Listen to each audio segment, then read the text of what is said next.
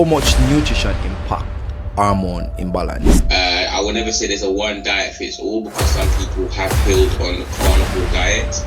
It's just about knowing that, if we're talking about hormones, then yes, for sure you need to kind of look at the source where you're getting it from, how they're even treating the animals, and if you can't find these things out, it could be best to limit these kind of foods. Sugar can mess up so many things. Yeah.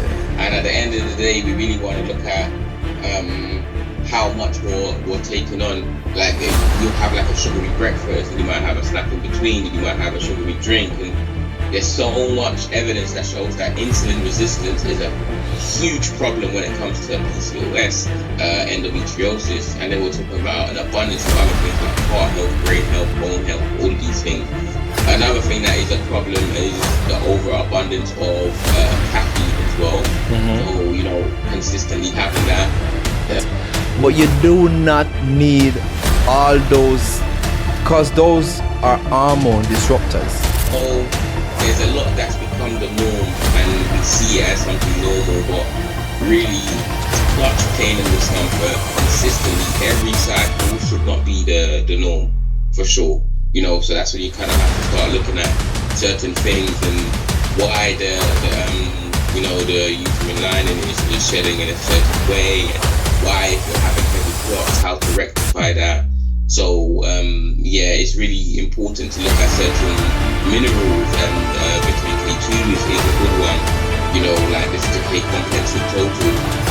You want to look at if you do have heavy bleeds and heavy clots, then you want to look. Woman health is often overlooked in nutrition, but what you eat can have a huge impact on your hormone, your cycle, and even condition like PCOS. In this part of our conversation, we dive deep into how food affects women's bodies, from managing symptoms to supporting fertility and balancing hormone naturally. If you have ever wondered what nutrition role really plays in period health or PCOS, this section is for you. Welcome to the Ivy Cancer Podcast, where we discuss cancer, health, lifestyle, and healing, and today it is no different. If you're new here, this podcast was birthed from the death of my mother, who died from breast cancer. By subscribing, you're helping me to support the financially deprived community who's battling with cancer. Don't forget to give this video a like. Thank you. Shane, welcome again to our podcast. Thanks for having me. Yeah, man, give thanks. So we're dedicating this part of the podcast to the females. And the first question I want to ask, how much nutrition impact hormone imbalance? Oh, it's so important, it's just a matter of knowing like what the foods that you're going to be eating and how it's going to be affecting the hormonal balance. For instance, let's say you're someone who has, meat products like numerous times a week. Where's the source that you're getting those meat products from? How are they treating those animals? Are they injecting them with hormones, penicillin, all of these kind of things? Because you're essentially going to be putting that into your vessel, and that's exactly how it's going to manifest itself within you too. So if you're already out of balance when it comes to the hormones, the foods that you're eating, if they have a huge amount of hormones injected into them, or even inflammation, high inflammatory foods, that's definitely going to be affecting your hormonal balance for sure. So basically, nothing is wrong with eating meat. It's just the production of meat. So how can I say? So obviously, there's a lot of studies that show that even a lot, like an overabundance of red meat, is still going to cause something called atherosclerosis, which is the stiffening of the arteries. So if you're having that day after day after day, there will be problems that you run into for sure. And then you kind of got to look at your omega-3 to 6 ratio, because a lot of the meat products are high in omega-6, and obviously the body needs omega-6 for sure, but when the ratio is way out of whack, omega-3 is down here, omega-6 is up here, and you're consistently eating more omega-6, you will run into more issues. I will never say there's a one diet fits all because some people have healed on the carnivore diet. It's just about knowing that, if we're talking about hormones, then yes, for sure, you need to kind of look at the source where you're getting it from, how they're even treating the animals. And if you can't find these things out, it could be best to limit these kind of foods. What is hormone for many of those who do not understand? Because you have some younger females, probably about Yeah. 12, 13, who may come across this video. If not even 12, 13. But you Mm, have some adults who do not know what hormone is. Because I've come across yeah. a lot of females who ask these questions, what is hormone? So can you explain to us what is hormone? So hormones, they are chemical messengers basically. So they're gonna send certain messages to different cells and to make certain things within the body. So like if your body needs to produce a certain amount of estrogen and testosterone and all of these things, they will send certain signals to the body to certain organs to make these things. So, when it comes to hormones, there's so many different kind of parts that they play within the body, and knowing that they need to communicate well with other cells. So there's certain foods that we can eat and certain things that we can do which make it go well out of whack. And, even our daily habits can contribute to a lessening of that chemical messaging between the signals of the cells and all of these kind of stuff there. So hormone in females is a important thing for you to or for them to take in Yeah, consideration. males and females, we really, we need to kind of step out the way and get out of the way of damaging these kind of signal pathways with our habits and all of that. It goes from regulating insulin to like the growth of when we're young to when we reach adult age, our immune defense. It's got so much to do with everything, our mood, how we feel. Like, yeah, it's got a lot to do with everything with males and females. So you mentioned mood. A lot of females, whenever they're on their menstrual, is it a thing where is it the case where their hormone is imbalanced, why you find female go into a certain kind of mood when they're on their menstrual? It can be for sure, if you're, let's say, for instance, so homeostasis is when your body is in a good balance of the majority of things that are going on within the vessel. So if you're lacking in so many different minerals and your body's actually wanting to get back to its kind of balance. If you're lacking in certain minerals, you don't really know how your body's going to react in that way. It could affect your mood. It could affect your health. It could affect like your general sleep. And these things can happen. And I'm not going to say I'm a specialist in terms of like the mood when it comes to the cycle, but it's been shown, and there's a lot of science that shows that when you're lacking in something, you're going to act out of the norm. And if you're severely lacking, let's say, obviously, if you're bleeding so much and you're not really doing anything about it, then yeah, it's really going to affect your mood consistently, and then it's going to seep into your sleep. And if you're not sleeping well, then your mood's going to be affected even more. So it's a cycle. Okay. I got three daughters that, from I know myself, Yeah. they have been struggling with period cramps. And I even got sisters.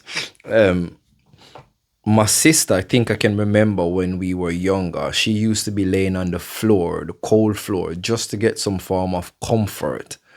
The Right. immense pain that she was in. But I think I'm not certain if it's after the second or the first child that she had, that kind of Right. shift the pattern where she's Mm-hmm. more in a more easier state Yeah. when she's seeing her period.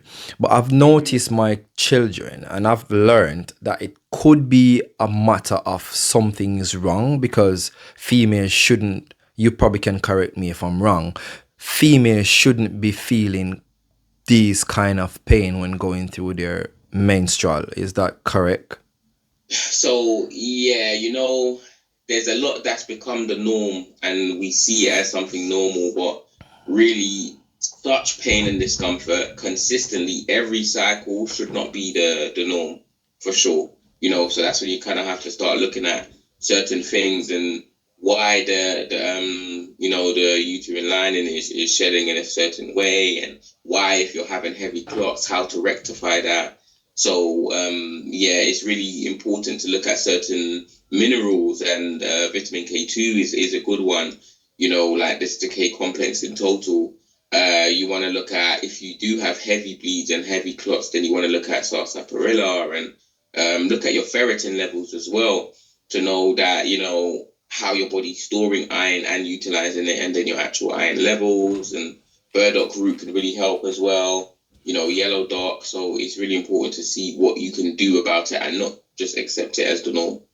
Okay, you have listed a few herbal remedies Yeah. that female could possibly use to help ease the tension of the Mhm. pain.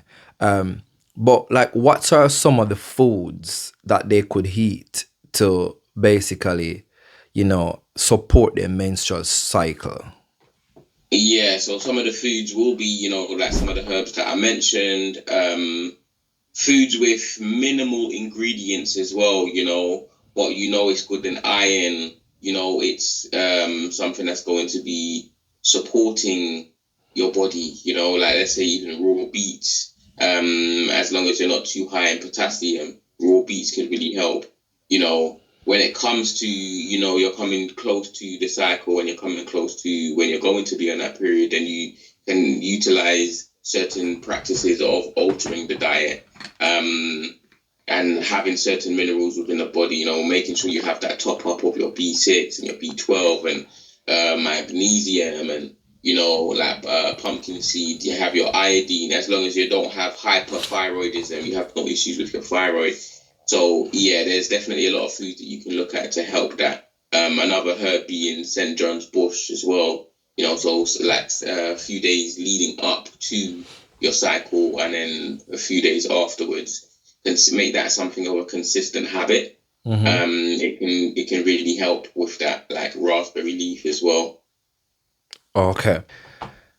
So, are there specific, you mentioned about the vitamins and all of that. Yeah. I'm certain. So the PMS, what are some of the minerals, the vitamins that they could use after PMS to Yeah. So, I mean, after that, you really want to look at how you're going to rebalance your body. Your body's gone through quite a drastic thing, and because it's so consistent, people don't really see it as something as drastic. But, you really want to look at balancing hormone levels, balancing iron levels, um, managing cortisol as well, so having that cortisol spike very early in the day, and you can do so by, as soon as you arise, avoid the phones, avoid any electronics, go outside and actually look at the sun.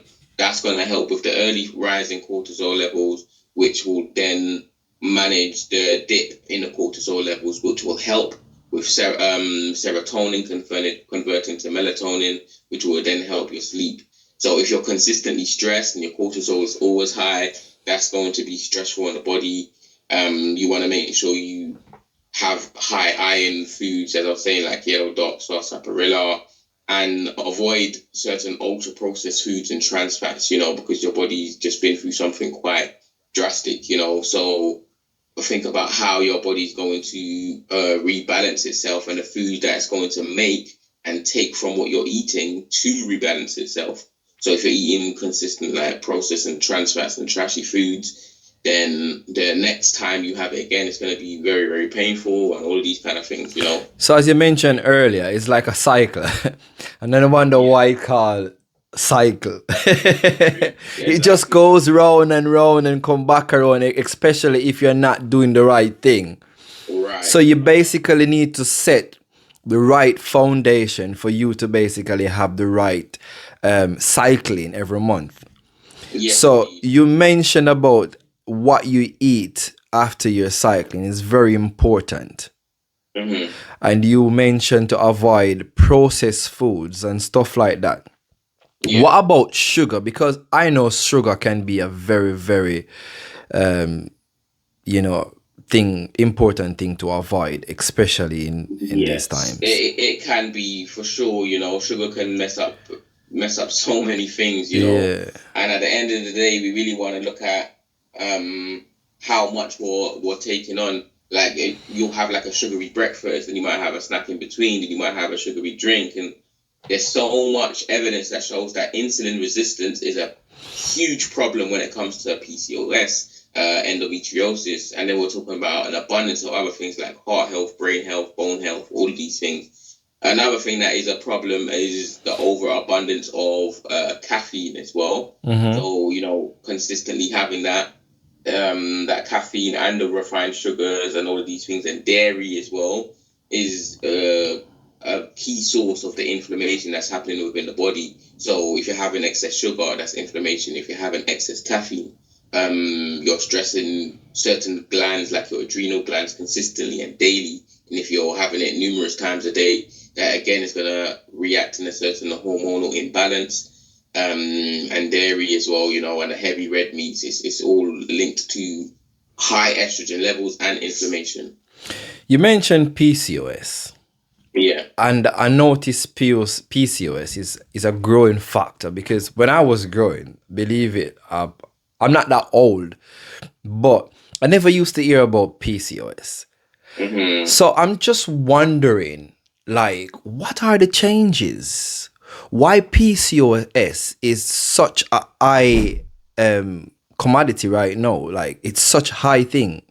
Yeah, you know what? They still don't even have like a specific cause of why it happens. Mm-hmm. However, there are things that you can do to avoid the chances of having it, and then if you do already have it, to limit the side effects of having it.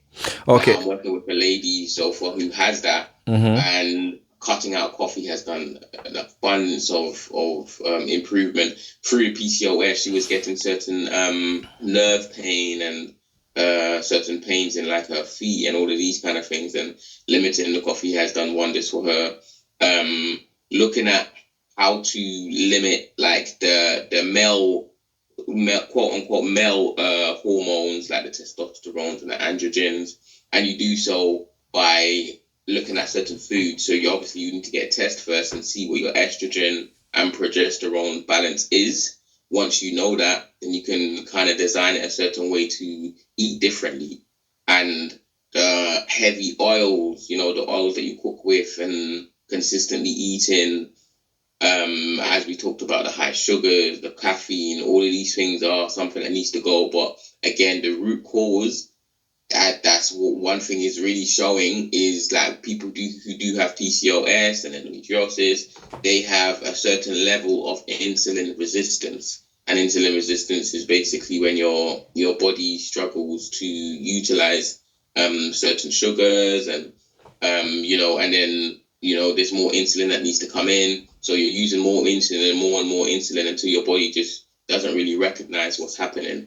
And then you gain insulin resistance, which will lead to so many other things. So it's best to avoid late night snacking, general Oh, just, my daughters love that. yeah, Late that's night something snacking. My daughters will literally come up in the room with several snacks. Sometimes she even eat um, heavy foods at night. So you're saying that some of these habits can lead to PCOS? Oh, for sure. Some of these habits will lead to PCOS and even worse health conditions because let's say you're eating very late in the day, so there's something called the circadian rhythm as well. You're messing with that, the circadian rhythm. The more that you have like a certain pattern of when you go to sleep, when you arise, that goes. There's a lot of science that shows that it helps to regulate your insulin. It helps to regulate your hormones. It helps to regulate your mood in general. So if you're eating very late and your body has a lot more work to do before it can actually go to sleep and go in that rest stage, a rest period. Your leaving to chance, the fact that your body's going to have to break down these things, and what is it breaking down? There's so much ingredients in these snacks, even what we might consider healthy snacks. There's so much things that the body has to decide what to utilize and what to throw away. And if you're consistently doing that, you're asking your body to do too much. Fair enough. Mm-hmm. How does nutrition should change during the different phases of a woman's life, especially in pregnancy, in menstrual cycle or menopause? Okay. So even with menopause, what can help with that? Because obviously with menopause, you can have low levels of estrogen. Before that, before you reach those stages, you can have an abundance of estrogen, which leaves you out of whack. So you should include certain foods, like there's a food called lignans, and you can get these from a numerous amount of foods, but one of them is flaxseed. So flaxseed is really good when it comes to the binding of excess estrogen. So if you do have like PCOS and it's estrogen dominant, flaxseed can really help with that. So it's helping to bind in place of the excess estrogen within the body. So, but if you are during menopause and you don't have enough estrogen, the same flaxseed can help with certain estrogen because it's not fighting for dominance of the excess estrogen, so to bind. So it can then help with a low level of adding estrogen to the body. But yeah, in terms of like whatever stage you're at, you definitely need to look at, if it's pregnancy as well, you need to look at how you can fuel your vessel even more, because you're growing a miracle inside of you, and you don't want to be lacking in certain food, and you don't want to be consistently having certain habits that are going to not only harm your health, but the baby inside of you. I'm going to share a small testimony, and that is to basically in line with what you just said. No, I was 17 when I got my first kid, right? And what I've noticed, when her mom, especially my second daughter, when her mom was pregnant, I used to give her loads of fruits, banana, apple, pineapple, etc., etc. Loads of fruits. And I'm telling you, the difference in the skin of the baby when she was born is immaculate. And I've noticed that the difference, I used to compare the different babies in the hospital, not saying that I know what their parents eat or their mom ate at the time, but I compare how my child's skin look compared to other child's skin. And trust me, I give recommendation to what she was eating while she was pregnant. So you basically just confirm that when you're pregnant, it's very important what you eat, because it can contribute to the health, not just the skin, but the overall health of the baby when they're pregnant. Oh, for sure. And the fact that you was doing that with the fruits, it's so key, And I was only young. You know what I mean? Keep that in mind to incorporate that. Yeah, definitely. So I would implore the mothers to really, not just the mothers, because sometimes the fathers can really take charge as well. Make sure these things out, right.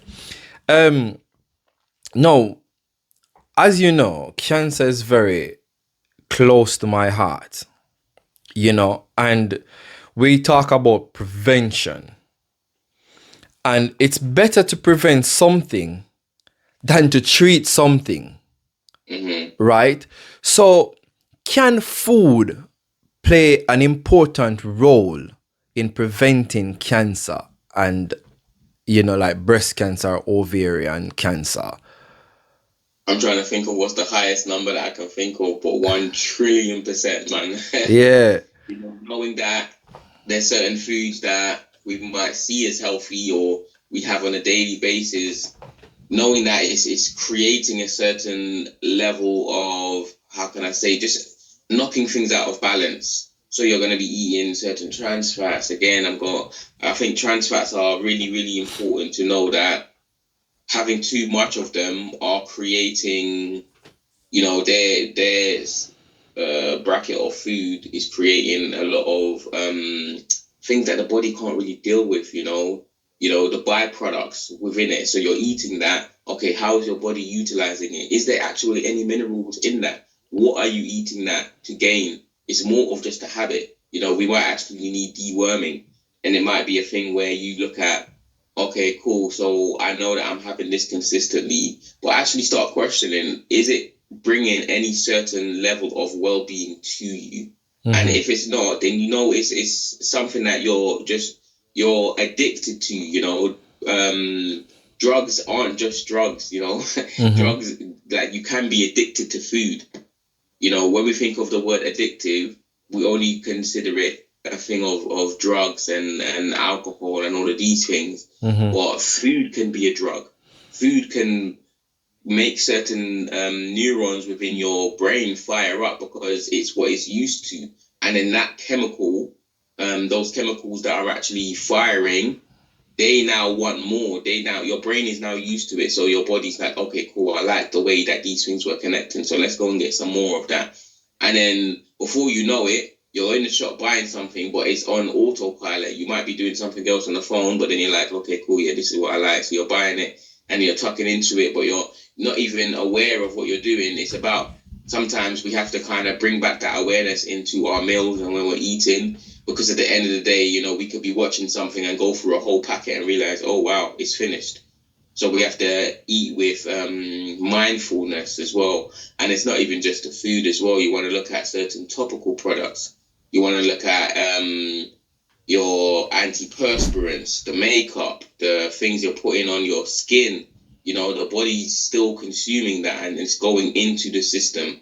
So, all those heavy metals, those toxic metals of the sprays, I won't say too many names, but we know the antiperspirants, the deodorants, those things are causing big issues, because your body can't deal with those amount of ingredients. Look at the back of these sprays and you think, how many of those words can you actually pronounce? And it doesn't take you long to actually make your own kind of underarm rub or whatever it is. Like, so for instance, you can literally use sodium bicarbonate. You can use sodium bicarbonate, rose water, and some coconut oil. What the rose water do? Oh, rose water is just for the scent, and it's literally got just two ingredients in it, and that's the rose petals and the filtered water. So that's basically just for scents. You don't even have to use that if you don't want it to be scented in a certain way, but that's what I use. And I just apply it under my arms and I'm good to go. I don't utilize these kind of sprays and all of these kind of stuff because it remains in the body and it really causes harm. What if you spray it on your clothes though? If you spray it on your clothes, it's not too bad, Because trust me, I 100% agreeing with you. Because I use my natural roll-on as well, but I love smelling sweet, and that's one of the hardest thing for me to really put aside when it comes to my cologne. I love smelling good. So because I spray my colognes on my clothes. I used to spray on my neck and behind my ears, but since I know the chemical that cause these disruption in your hormones and stuff, I stopped spraying it on my ears. I know that the smell could probably help, but I don't think it will help. It would be that detrimental compared to when you spray it on your skin, because your skin is the largest organ in it. Right. Yeah, it's not as bad as when you spray it on your skin, but you do need to consider as well, even when we inhale certain things, if it's overabundant, if it's consistent throughout the day, like even what's these things like Airwick that spray in the bathroom. You have those automatic sprays like the Airwick and all these kind of stuff. Those things that if you're consistently smelling and you can think, okay, why has my child got certain breathing patterns and how did they even develop asthma in a certain way? And all of these things, like even certain scented candles have dangerous ingredients in it that you're smelling throughout the day. You want your home to smell nice, of course, and you want your body to smell nice, but we have to kind of consider how we can make certain changes to even lower, if not stop it. You mentioned earwig and candles, and this is something I think people could adapt to. So this is a humidifier. All right. What I do with this, I put some water in it. Yeah. And I get some essential oil. Mm-hmm. And I put it on 2 hours. And believe you, my room smells so fresh. Right. Yeah. Non-toxic. Uh-huh. That's the way to go. And female who trouble with hormonal problem, I think this would be a good way for them to adapt. Because female love smell their house smelling fresh and nice. But you do not need all those, because those are hormone disruptors. Indeed. Right? And a lot of them have cancer property in them. Like just literally just trigger off that switch with cancer. And next thing you know, you wonder, I don't eat this, I don't smoke. Right. Why do I have cancer? Sometimes it's the scented candles and those plug-in fluorescent thing that you plugged into your socket that cause these cancer hormone to be activated. So there are ways that we can actually do to prevent.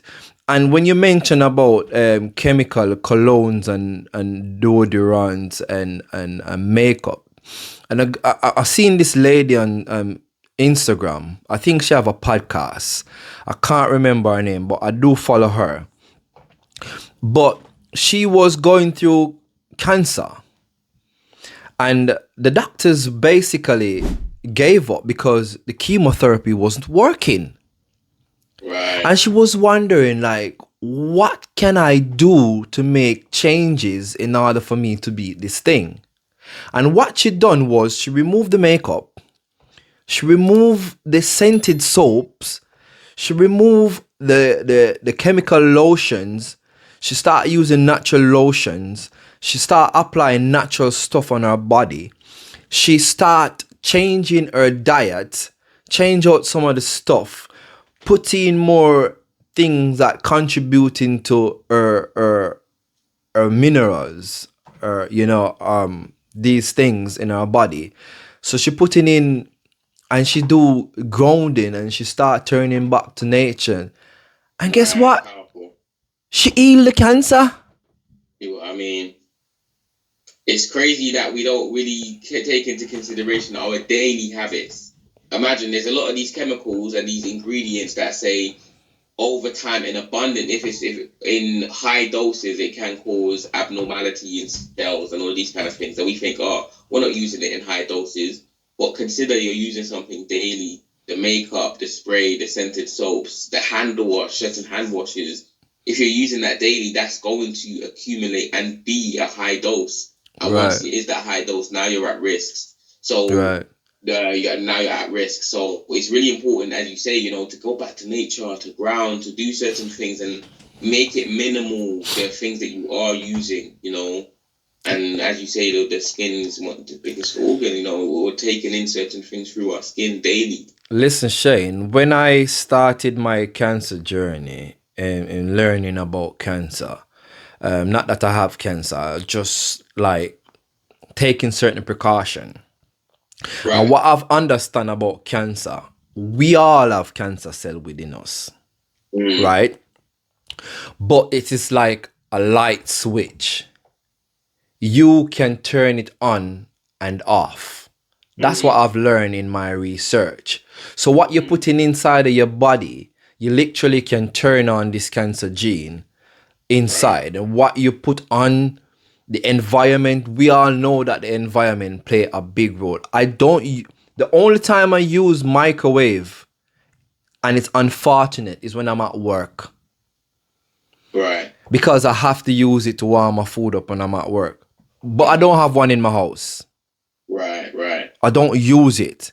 You know what I mean? And I would like to come to the point where I don't have to use it at work. I'm professing this. I would like God to bless me financially, where I don't even have to work for people anymore. Right. so I can manage my own diet without It's, it's so microwave. key what you're saying, because a lot of the habits come from having to be in a certain workplace or having to be in a certain environment to make a living. You Right, know, right. those quick meals that we might get on a lunch break, the stress that you're getting from the workplace, which might then drive you to smoke cigarettes, and we already know what cigarettes are doing. The convenience as well of something to eat. You go Yeah, and get like a bacon roll or whatever, and we already know bacon is a class one carcinogen, same kind of label as cigarettes. So it's the workplace and the way things are set up. I'm not going to say any name, but they know what they were doing, man, because it's so knocking the body out of homeostasis. Imagine having to put yeah, an alarm on every day. You're not getting out of your sleep normally. You're getting out of your sleep in a state of rush and panic, and right. then that again is damaging certain your hormonal balances, your cortisol, all of these kind of stuff. You're rushing. You're like, okay, every day having to deal with stressful people. That again can deal and lead to certain levels of stress within the body, and will lead to certain abnormality in cells. Yeah, because even in the workplace, like they have the ability to smoke. Like in Mm-hmm. certain workplace, like 80% of a lot of company are workers that smoke. Right. And then you as a non-smoker have to be bearing those kind of environment every Yeah. single day. Not Every day. even if they have the smoking area, they come around you. The Exactly. smell of them is Yeah. just as bad as whether they were in the smoking area or not. So Mm-hmm. just can imagine. So I would like God to bless me, man, so that I can try and eliminate some of these toxicity. Sure. But Shane, I've been doing a research. Sure. I'm trying to study foods that I need to put in my body. And one of the things I come across was okra. No, I never used to like okra when I was growing up. But in my adult age, I starting to mix it in drinks. I love my okra with my peanut and my oats, and we Right. Jamaican Right. call it strong back. And Mm-hmm. but I've noticed something recently that I never knew all my life, and you can tell me in Mm-hmm. your knowledge. But is it true that okra have cancer fighting properties in it? Yes, it can. So knowing that how it actually balances your blood sugar as well. And again, as I was talking about insulin resistance linked to so many different foods. So you can literally soak that okra and know that the drinking the water and eating it as well is going to be fighting certain abnormalities within the cell, because these type of foods, these colorful foods as well, it really helps with like antioxidizing. It has like a cytotoxic effect. Mm-hmm. So the foods obviously that we eat, other than the healthy foods, they have a cytotoxic effect. But when you eat foods like okra, it contains like flavonoids and polysaccharides, and these are really helpful, and they have activities which are going to help when it comes to like certain cancerous cells. Mm-hmm. And it can induce a certain level of apoptosis, which is basically cell death. So within the cells, you can have, if you look up like zombie cells or senescent cells, you have cells that aren't performing at their best, but when they're not ready to die, they're still sending signals to their healthy cells, and then those signals aren't the best. So sometimes you want those cells to die so new cells can be reborn. And okra has a certain bioactive compound that can help with this. Oh, makes Yeah. sense. Makes sense. As we're on the topic of cancer, what are the truth about sugar and Right. cancer? Can you give me the myth and the science to it, if you can, break it down in your understanding? What, in terms of sugar and cancer? Yeah. Yeah, So I there mean, are obviously there are some myth and there are some yeah. scientific proof to it. Right, right. Okay, so the myths are the fact that people think, in terms of fruit sugars, they will put that same category of fruit sugars with like a sugar from a cookie, and they'll be like, oh, but you're still consuming high numbers of sugar. That is that is just a blatant myth, because the sugars in the fruit are way different compared to the sugars in the cookie. And why I say this, when I say it's way different, obviously it might have a similar molecular structure, but you're thinking, okay, cool, what am I getting with the fruit? With the fruit, you're getting again the flavonols, the polyphenols, you're getting the fiber, you're getting all of these things. And fiber play an important part as well.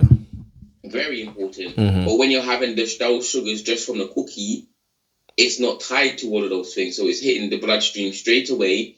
It's not tied with the fiber. It's not tied with anything beneficial. So you're not only getting the sugar, but you're also getting the bleached white flour. You're getting the emulsifiers that they put in there, the gums, the preservatives, all of these things. So you can never compare a cookie. I've seen some people on podcasts saying it's better to have like a certain amount of donuts than to have the fruit. It just makes me laugh, because you're actually listening to these people.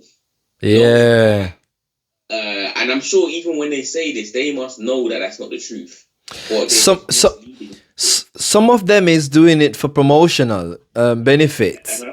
This is one of the reasons why. And in our last podcast, we speak about the lies that have been told on social medias about nutrition and foods, especially we read about the ingredients that was into the vegan package comparing to the processed chicken. The vegan, what they're saying is healthy, had more ingredients that's toxic to our body, comparing to the pack of chicken nuggets. So sometimes these people are literally just like selling stuff, you know what I mean? But we as the viewers, we need to look into certain things before we're buying all of these things, especially with nutrition and food health. So yeah, you were talking about the myth. You can carry on with the myth and the scientific. So I mean, that's a huge myth, that we need to get over. Comparing sugars from the fruit to sugars that are in ultra processed foods, that's something that we need to get over. And then the facts are, ultra processed foods have a high amount of sugar, which is linked. And you can just do a simple Google search to see it. It's linked to obesity, it's linked to heart health, it's linked to stagnation of blood and change in the viscosity of the blood. So if you have like thickness, your blood is running very thick, that's going to then rise your high blood pressure. And then when your high blood pressure is risen, why is that? Again, it's linked to insulin resistance.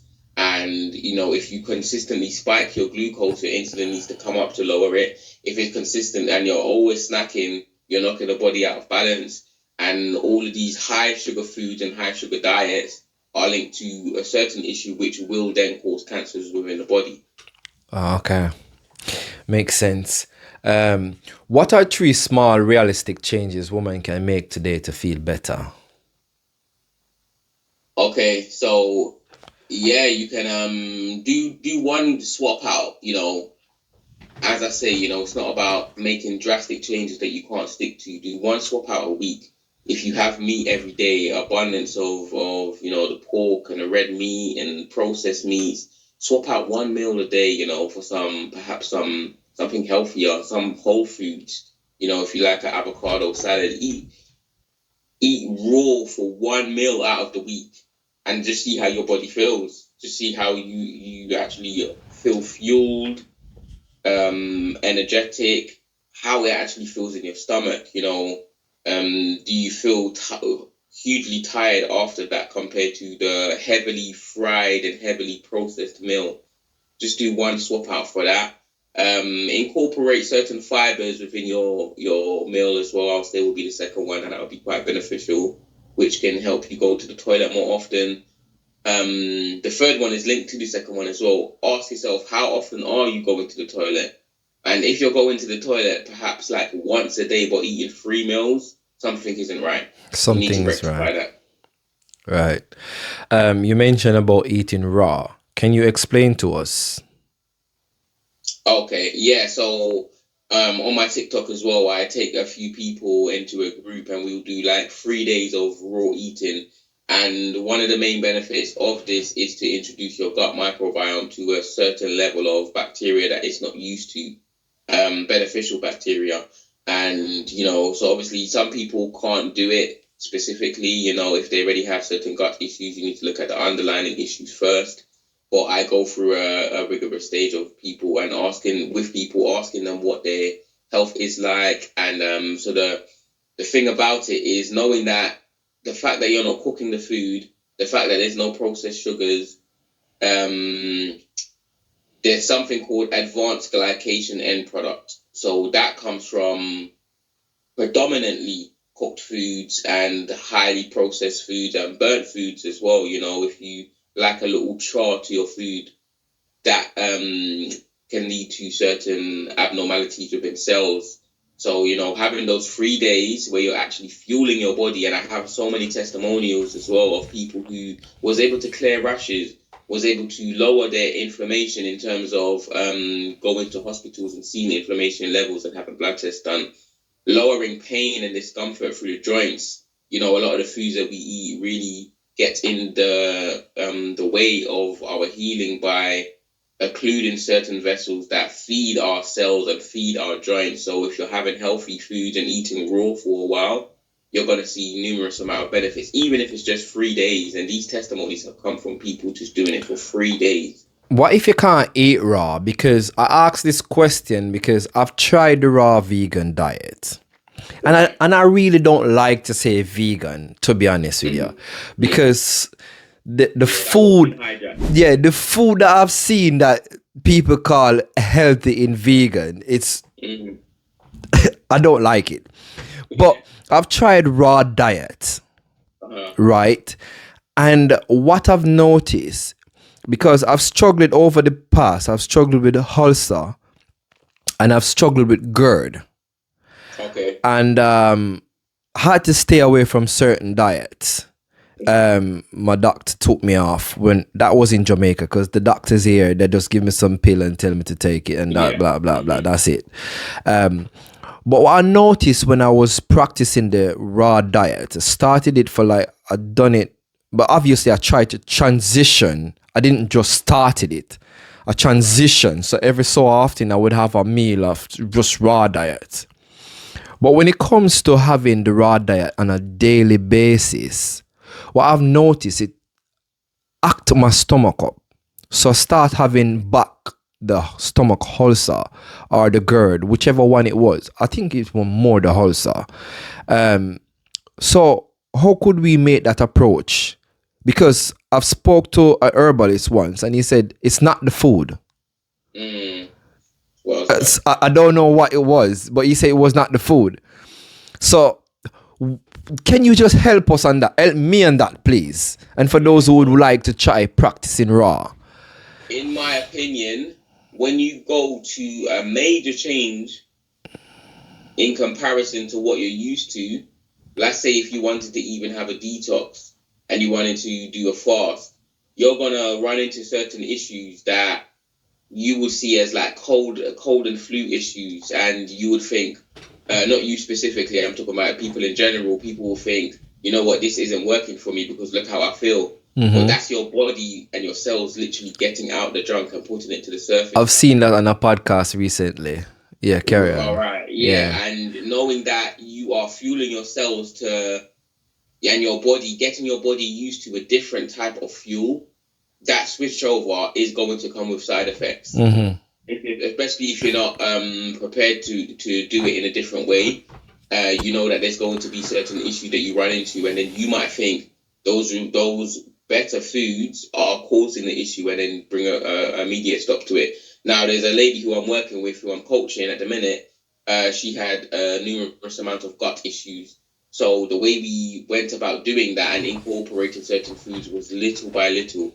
So she will still have her normal meals, minus the heavy meats, and then we'll incorporate raw aspects into it. and then more and more incorporating certain raw aspects into it until she was very comfortable with it. So we can do the predominant, how can I say, the higher percentage of the meal was now raw.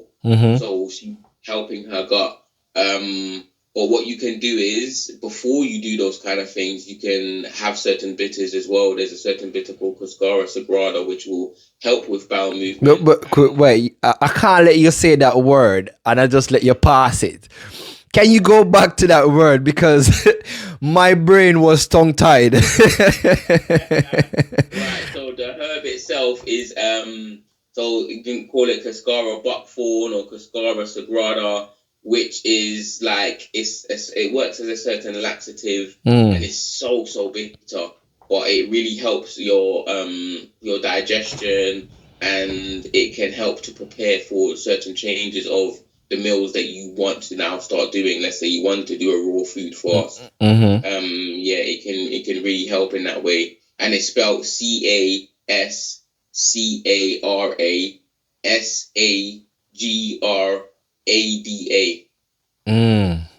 Interesting. Yeah.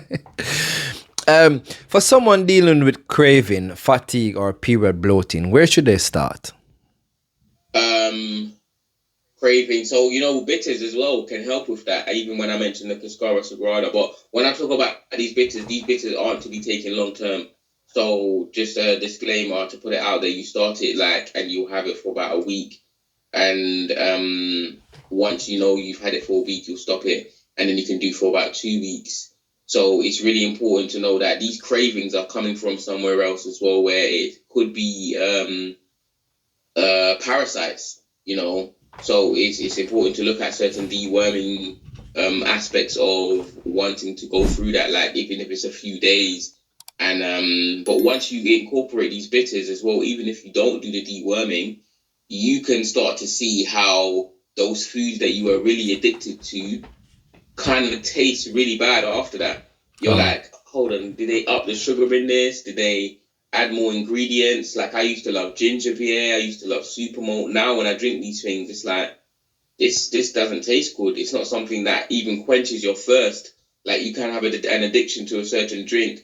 When you go off it for a while and you come back, you drink it, you're thinking, what's this taste that's been left in my mouth? You still feel very thirsty. And that's the game as well. That's what they do. They want you to drink these kind of things, so you want more and more. Yeah. But yeah, it's about trying to change these habits and starting your day with a plan that can really help with getting over these kind of things. I agree with you, because where my diet was before, certain things I used to crave for, I no longer crave for them. I still eat them occasionally, but I don't have that urge, you know what I mean, to eat them. Like, I'm trying to stick to my healthy diet. Some of my work colleague would say, why do you need to eat that? You're going to die anyway.